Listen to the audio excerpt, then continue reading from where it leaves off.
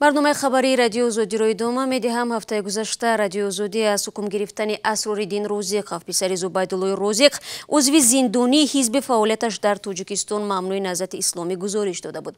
همچنین گفته میشد در کرسی عیبداری همراه او 2 نفر دیگر نیز نشسته بودند که آنها هم محکوم شدند.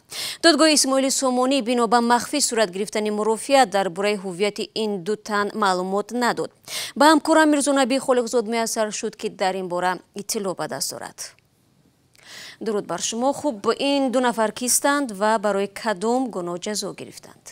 بله شهلا، طور ما دقیق کردیم. به قبل خویشاوندانشان این 2 نفر محمدی صاحب نظر و بحرالدین قربان می باشند که برای انتقال کمک پولی به خانواده های محبوسان حزب ممنوع شده نهضت اسلامی در زندان های دوشنبه به 6 سالی از آزادی، یعنی هر دو به 6 سالی از آزادی محروم شدند. این هر دو روز 18 دکبر در کرسی دادگاه همراه اسرارالدین روزیق پسر زبیدالله روزیق عضو همین حزب ممنوع نهضت اسلامی نشسته بودند که اسرارالدین به 5 سال زندان محکوم شده بود. محمدی صاحب نظر و بحرالدین قربان در ماه ایون همین سال از جانب مقامات انتظامی کشور بازداشت شدند و با جرم اشتراک در فعالیت حزب‌های سیاسی، اتحادیه‌های جمعیتی دینی که از جانب سود فعالیتش منع کرده شده است عیبدار دانسته شدند. نزدیکان آنها میگویند در فیلمی که تلویزیون دولتی نمایش داده بود مفصوم به خیانت در مورد چگونه مبلغ‌های یاری به نزدیکان محبوسان حزب در تاجیکستان ممنوع نهضت اسلامی را انتقال نمودند نقل میکنند. با گفته نزدیکان بحرالدین قربان پسر قربانوف محمد رجب ساکن سیبستان ناحیه دنقره بوده. او در گذشته عضو همین حزب نهضت اسلامی بوده است و محمدی صاحب نظر پسر ایشان زکریا ساکن دهه قربان شهید ناحیه واسی بود و با شروع جنگ شهروندی به افغانستان پناه برد و بعدتر از آنجا به تهران آمد و در همین جا ففتید. وی اعضای ریاست عالی همین حزب بوده است. دادگاه دارایی که به نام فرزندان این هر دو ثبت شده بود از جمله ماشین‌هایشان را نیز مصادره کردند. خب ببینید، آیا رسانیدن کمک به نیازمندان مگر جنایت است؟ وقتی مال و ملک آنها مصادره شد، خودشان در جمهوری هستند و بیکار و درآمد ماندند، باید روزگارشان را چگونه پیش برند؟ خب خواه و ناخواه سازمان یا نفری برایشان دستیاری دراز میکند، مگر نه؟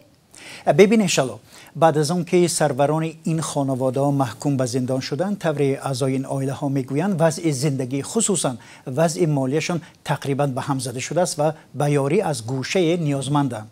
طور همین 3 نفر جوانان محکوم شده در صحبت در برنامه تلویزیونی به پرسش ها پاسخ دادند. آنها به خانواده ها همگی 200 یا 300 دلار فرستاده شده است بردند و مثل اینکه یک وظیفه انسانیشون اجرا کردند و آنها پول را به خانواده ها بردند و تمام. و سوال اینجا پیش می آید که مگر برای مبلغ را رسانیدن همچون همکاری با گروه های تندگرایی محکوم شدند تا کجا درست است؟ آیا در قانونگذاری تاجیکستان چنین حالت جای دارد؟ حالا پاسخ به این سالها روشن نشده است. شاید اگر این 2 نفر میدانستند که چنین عملها موافق قانون درست نیست، شاید از رساندن کمک پولی خودداری میکردند. ببینید وقتی در کوچه به یک نیازمند کمک میرسانید، شما از وی نمیپرسید که نزدیکانش کی هستند، در پس وی کی است، چی است. بله، دست فیتیودا رو میگیرید چون همین است نشون مردی. تشکر برای صحبت. سلام، اگر خط و خبر میخواهید ما داریم. نوید بامدادی، سرخط خبرها، اخبار تاجیکستان و جهان، گزارش ها و تحلیل ها. چی میگذرد و چرا؟ دانستن فهمیدن است. ضمیمه یا اپ ما را بگیرید.